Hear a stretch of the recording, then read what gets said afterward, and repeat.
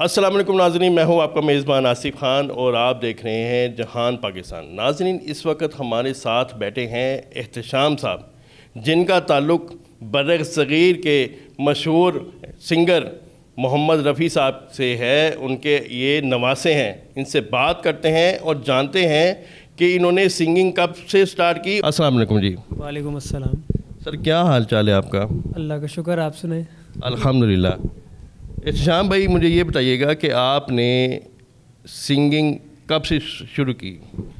जब मैं 4 साल का था, when I am 4 years old, I want sing song live stage with live band. तो तब से ही यानी कि एक क्रेज़ था, एक बचपन से ही म्यूज़िक का। तो स्कूल में थोड़ी बहुत उसकी ट्रेनिंग क्लास में ही देना शुरू कर देती थी टीचर्स वगैरह। तो तब से ही एक शौक़ बढ़ गया था। लेकिन जो प्रोफेशनली सीखने शुरू किया वो मेरी 2013-12 से ही वैसे स्टार्ट हो गई थी। लेकिन मैंने जो टीचिंग करता था उसके साथ साथ फिर मुझे एक प्रॉपर टीचर मिले इस चीज़ के कि जिससे मैं सीख सकता हूँ। मैं फिर सीखना शुरू किया और फिर सीख के मैं गाना शुरू किया। क्या क्या चीज़ें आपने सीखी? क्लासिकल करते हैं या नीम क्लासिकल करते हैं? अल्हम्दुलिल्लाह, ये गॉड गिफ्टेड एक टैलेंट तो मिला ही है। कुछ ब्लड से भी मिल गया कि रफ़ी साहब के बाद अगर उनकी लेगेसी को आगे कंटिन्यू करने वाला वो मैं हूँ। तो उनकी तरह बस कोशिश करना चाह रहा था कि मैं क्या ऐसा कर सकता हूँ। तो मैंने हर जनरा को अपनाया और हर तरह का गाना शुरू किया। Classical, semi classical, pop rock, fusion, सूफ़ी, गज़ल, हर तरह के म्यूज़िक में गाना सुनना और परफॉर्म करना ही पसंद करता हूँ। तो हर तरह का गा लेते हैं। नवासे आप रफ़ी साहब के हैं, वो किस तरह ज़रा देखने वालों को बताएं कि अक्सर मैंने लोगों की बातें सुनी हैं कि वो कहते हैं कि ये फ़ेक है और ये इनका रिश्ता ऐसे नहीं है, ये बस ऐसे फेम हासिल करने के लिए इन्होंने ऐसे कहा है कि मोहम्मद रफ़ी साहब के नवासे हैं। जी बिल्कुल, आपने शायद लगता है आई थिंक मेरी पोस्ट भी देखी होंगी और बल्कि सोशल मीडिया पे काफ़ी ट्रेंड कर रही है। इस बात में कोई शक नहीं है, लेकिन लोगों ने वो एक्चुअली वो एक सीन बना लिया ना कि वो फ़लाँ मेरा जो है कज़न लगता है, फ़लाँ मेरा ये लगता है। तो बस उसको देखा देखी लोगों ने समझा कि ये मीडिया पे ट्रेंड करने के लिए ये कोई मीडिया स्टंट कर रहा है। लेकिन मैंने उन्हें पहले भी अपने तमाम इंटरव्यूज़ में कहा था कि मैं कोई मीडिया स्टंट नहीं कर रहा। मैं जो हूँ उनका एक नवासा हूँ। एक नाना और नवासे का रिश्ता है। मेरी नानी थे, उनकी फ़र्स्ट कज़न थे, ताया के बेटे, और हम वालदा साहिबा के सगे मामू थे। तो उस हिसाब से मेरा उनके साथ रिश्ता है। इसका मतलब ये नहीं है कि मुझे खुद कुछ नहीं गाना आता। हाँ, अगर मुझे खुद परफॉर्म ना करना आता हो, मैं गा नहीं सकता, फिर वो कहते हुए अच्छा भी लगता है कि हाँ बस नाम का रिश्ता यूज़ करते हुए आगे आ रहा है। मैं सिर्फ रिश्ता यूज़ नहीं कर रहा, मुझे अल्हम्दुलिल्लाह कुछ गाना भी आता है और कुछ अल्लाह ताला ने कोशिश करने के लिए टैलेंट दिया है। यानी कि आप कह रहे हैं कि मकसद है कि आपकी ब्लड में ये चीज़ शामिल है? जी बिल्कुल, ब्लड में शामिल है। तो उनके बाद ही मैं आया हूँ, क्योंकि हमारी फैमिली में इस फील्ड को बुरा समझा जाता है और कोई है भी नहीं। तो जब मैं ये गाना शुरू किया है यानी कि यंग एज में, तकरीबन 18-20 साल की उम्र में, तब मुझे किसी ने कहा था कि जी खाला जी हमारे ख़ानदान में दूसरे रफ़ी साहब पैदा हो गए हैं। हालांकि मैं ना सुना था उनको उस टाइम पे, ना देखा था, ना कभी, क्योंकि पॉप रॉक का ज़माना था। हम शुरू से आतिफ़ असलम, राहत फ़तेह अली ख़ान, कुछ इस तरह की चीज़ें सुनते गाते आ रहे थे। तो पुराना दौर लता दी वाला ना देखा था, ना सुना था। फिर मैंने उनको देखा, सर्च किया, फिर सुनना शुरू किया। देन फिर मैंने उस चीज़ को अपनाया, क्लासिकल की तरफ आया था। यानी कि आपके अलावा आपके ख़ानदान में कोई सिंगर नहीं है? नहीं, प्रोफेशनली कोई नहीं है। एक अंकल है जिनके तहत मैं एक म्यूज़िक एकेडमी में सीखने गया था। तो लेकिन वो प्रोफेशनल नहीं है इस फील्ड में, हल्का फुल्का गाते हैं, लेकिन प्रोफेशनली तौर पे मीडिया की फील्ड में एज अ सिंगर वो मैं ही हूँ। उनके बाद अभी तक आपने कितने जो है वो गाने गा चुके हैं और कोई अपना एल्बम वगैरह निकाला आपने? जी बिल्कुल, बड़ा अच्छा क्वेश्चन है। अभी एक सिंगल कल रिलीज़ हुआ है आपके सामने, और मेरे सपने नाम का। और अब इस साल के अंदर मेरे 2-3 एल्बम्स भी आ रहे हैं, सोलो भी आ रहे हैं और एल्बम्स भी आ रही है। और अभी कोशिश यही चल रही है मेन एम कि as a playback singer drama and films के लिए पाकिस्तान में काम करें। क्योंकि अक्सर लोगों ने मुझसे ये पूछा है कि आप पाकिस्तान के लिए या प्लेबैक के लिए आप क्या नई चीज़ें मुतारिफ़ करवा सकते हैं। तो मैं आज एक यही सवाल का जवाब देना चाहूँगा कि मैं वो चीज़ें मुतारिफ़ करा सकता हूँ जो हमारे इस पाकिस्तान में, इस मुल्क के अंदर नहीं है। इस कल्चर को अपना के वो बनाया नहीं जा रहा जो होना चाहिए म्यूज़िक में। उसके अलावा जिस तरह साहिर अली बग्गा साहब ने देसी को लेके चल रहे हैं, देसी चीज़ें लेके चल रहे हैं, सराइकी की तरफ आ गए, उसके बाद यूथ की तरफ आ गए, लेकिन क्लासिकल को हमने छोड़ दिया है सुनना या गाना। वो सिर्फ चल रहा है तो इंडिया में चल रहा है। तो मेरे ख्याल में हमें कुछ ऐसा भी करना चाहिए जो पाकिस्तान में मल्टी टैलेंटेड होने का साबित करता हो, कि पता चले कि हाँ भी इस सिंगर की क्या एबिलिटी है, क्या कैपेबिलिटी है, कि वो आगे स्टेज पे क्या क्या कर सकता है। तो मैं वो करवाना चाहूँगा मुतारिफ। शाम भाई मुझे बताइएगा, अक्सर मैं जब क्लासिकल और नीम क्लासिकल सुनता हूँ, इसमें फ़र्क क्या है? फ़र्क आप बताएंगे, इसमें फ़र्क क्या है? देखें, वो बोल के समझाया नहीं जा सकता। ये दो अलग अलग कैटेगरीज़ हैं, ये गा के बताई जाने वाली चीज़ है। क्लासिकल एक ख़याल गायकी का नाम है, ठीक है, उसमें ठुमरी भी कह लें कि आ जाती है, ठीक है वो, लेकिन नीम क्लासिकल का हिस्सा भी है। क्लासिकल में मुर्गियाँ, ताने, शुरतियाँ होती हैं, जिस तरह मैं अभी थोड़ा सा आपको उसका अंग बता देता हूँ। जी जी सुनाइए।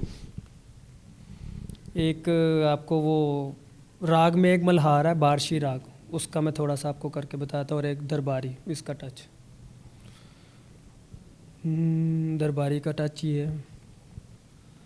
म प द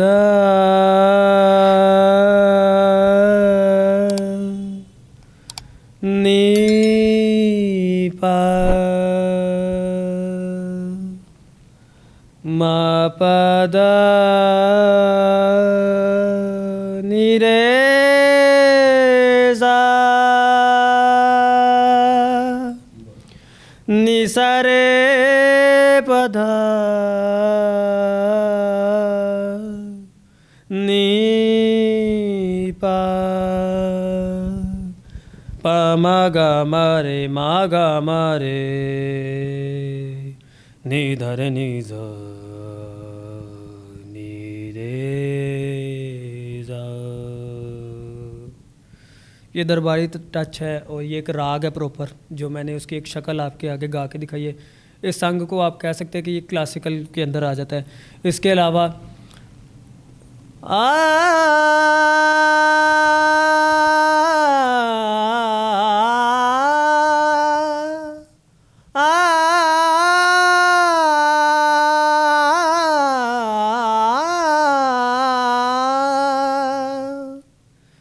ये एक तान है जो क्लासिकल का प्रॉपर क्लासिकल बजाया जाता है, जिसमें सिर्फ और सिर्फ अंग और बड़ी बड़ी ताने गाई जाएं।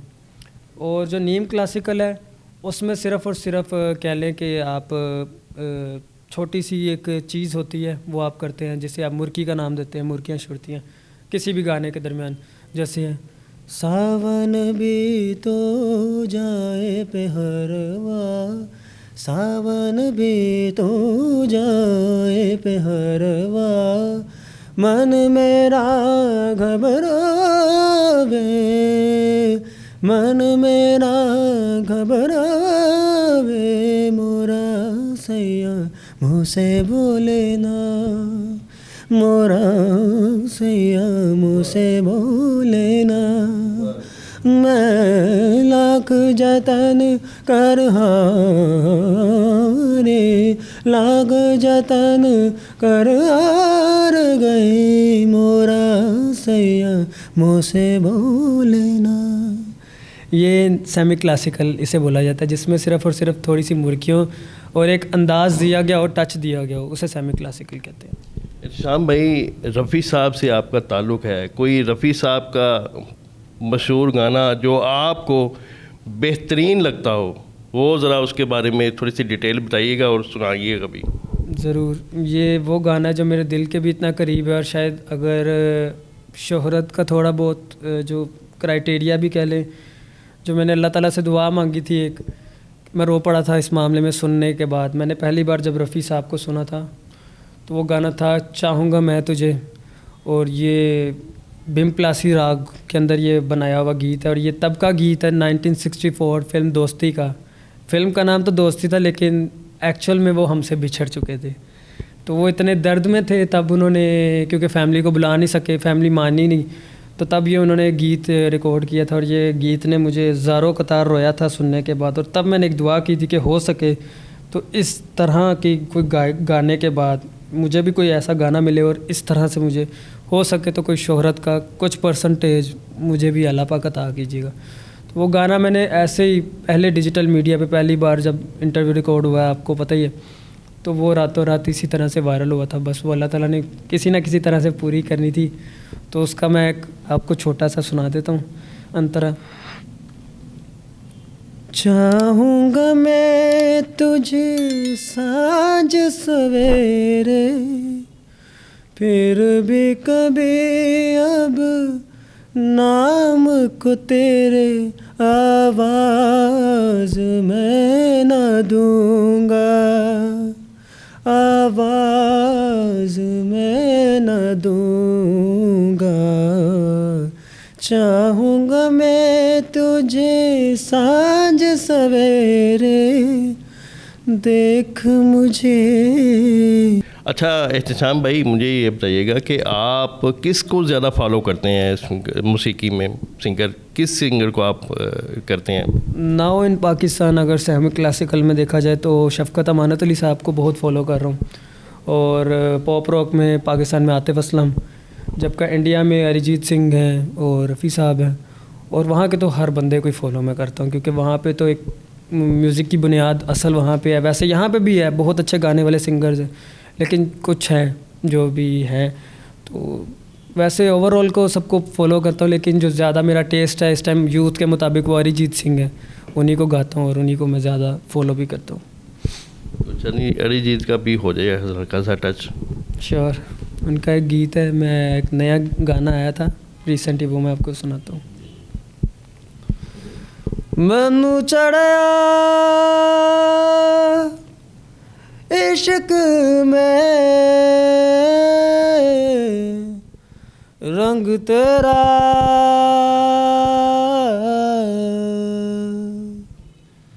एक हो गया अंग मेरा, अंग तेरा। रब मिलया जद मिलया, माही मैनू संग तेरा, ना हो के भी करीब तू हमेशा पास था, कि 100 जन्म भी देखता मैं तेरा रास्ता। जो भी है सब मेरा तेरे हवाले कर दिया, जिस्म का हर रुमा तेरे हवाले कर दिया। जो भी है सब मेरा तेरे हवाले कर दिया, जिस्म का हर रुमा तेरे हवाले कर दिया। बहुत शुक्रिया इस्तान भाई। मुझे ये बताइएगा कि आपको इंडिया से कोई बुलावा शलावा आया है, कोई किसी से रब्ता हुआ है आपका? जी ऑफ कोर्स, ऑब्वियसली जब ये मेरा प्लेटफॉर्म पे गाने गए हैं और मेरी ये रिसेंट ही मुज़ाकरात पे जब एक वीडियो वायरल हुआ है इमरान अशरफ के साथ, तो उसके बाद काफ़ी सारे लोगों ने रब्ता किया है, करना शुरू किया है। तो अभी बातें चल रही हैं इन फ्यूचर में भी कि इस साल में मे भी कि वो इंडिया का कोई ना कोई सीन ओपन हो जाए, क्योंकि कुछ फिल्म्स के लिए मुझे ऑफ़र तो की गई हैं, कास्ट भी उनकी रेडी है, सब कुछ है। तो अभी जो है उन्होंने कहा कि कुछ टाइम तक हम आपको प्रॉपर बताते हैं कि जो भी इसका परस्यू है, क्योंकि जो एक न्यू सिंगर को वहाँ पे बुलाया जाता है उसका जो भी क्राइटेरिया और प्रोसीजर है उस पे भी काम चल रहा है, और फिर इंशाल्लाह कंटिन्यू होगा। आप मुस्तकबिल में आपने आपको कहाँ पे देख रहे हैं? ओह माय गॉड, ये तो मेरा एक सबसे फेवरेट क्वेश्चन है, और मैं सोचा था कि कभी ये कोई पूछेगा भी या नहीं पूछेगा। सिर्फ एक ही फ़ीमेल ने मुझसे ये सवाल पूछा था, उसका मैंने जवाब दिया था अपने आप को अल्हम्दुलिल्लाह इंशाल्लाह ताला अल्लाह ने चाहा तो ज़िंदगी आई। तो उन्हीं सिंगर्स में इंक्लूड करता हूँ जिसमें मुस्तफ़ा ज़ाहिद, अरिजीत सिंह, आतिफ़ असलम, राहत फ़तेह अली ख़ान, शफ़क़त अमानत अली, सोनू निगम, इंक्लूडिंग मोहम्मद रफ़ी साहब। इन सब की ज़ाहिरी बात है उनकी लेगेसी को आगे कंटिन्यू कर रहा हूँ, तो एक ज़िम्मेदारी भी है और एक भरोसा भी है ख़ुद पे और अपने अल्लाह पे। तो मैं अपने आप को भी उन्हीं कैटेगरीज़ में देखता हूँ जिन कैटेगरीज़ में ये सिंगर्स हैं जिनका आज पूरी दुनिया में नाम है। रफ़ी साहब से आपका ताल्लुक़ है और ज़िंदगी के हालात ऐसे हैं कि आप कैसे गुज़र बसर हो रहा है आपके? वो जो अल्लाह ताला जिसने पैदा किया है, पहली बात तो ये फ़र्स्ट ऑफ ऑल वही सब कुछ पूरा करने वाला है। हमारी तो कोई औकात नहीं है, लेकिन पहली बात है ये पाकिस्तान है, यहाँ पे टैलेंट को और आर्टिस्ट को सपोर्ट उस तरह से नहीं मिलती इंडिपेंडेंटली। बहुत टाइम बाद जाके कहीं वो सरवाइव करता है। हाँ, अगर मल्टी टैलेंटेड वोकलिस्ट है, जिस तरह मैं हर तरह के जनरा में गाता हूँ और कोशिश करता हूँ, तो फिर कहीं ना कहीं उसको वो एज मिल सकता है। तो इसका यही एक जवाब मिल सकता है कि टैलेंट को सपोर्ट इंसान खुद ही करता है, कोई भी आपकी हेल्प नहीं करता। यानी कि आपको हुकूमती लेवल पे किसी से कोई राब्ता नहीं हुआ? मैं करना भी नहीं चाहता, जब वो खुद नहीं कर रहे तो वो कर भी लेंगे। उन्होंने क्या कर देना इस पाकिस्तान में? जो मर जाता है, मर जाने के बाद उसके पिछले लोग जो कर रहे होते हैं, यानी कि हमारा इंसाफ कर दो, वहाँ पे इंसाफ नहीं मिलता तो हम लोगों को क्या मिलना है? एक आर्टिस्ट को कुछ नहीं मिलता। ज़्यादा से ज़्यादा ISPR कंपनी है जो सपोर्ट करती है आर्टिस्ट को, वो अगर करना चाहें तो मोस्ट वेलकम है। मैं तो चाहूँगा और मैं कहूँगा कि अगर वो करना चाहें तो मोस्ट वेलकम है। जी नाज़रीन, ये थे हमारे साथ मोहम्मद एहतशाम साहब। इन्होंने अपनी पूरी डिटेल से जर्नी के बारे में आपको बताया। अगर आपको इनकी वीडियो पसंद आए, वीडियो को लाइक कीजिएगा, शेयर कीजिएगा और देखते रहिए जहान पाकिस्तान। मिलते हैं किसी नई वीडियो के साथ, किसी नए मेहमान के साथ। तब तक के लिए अल्लाह निगहबान।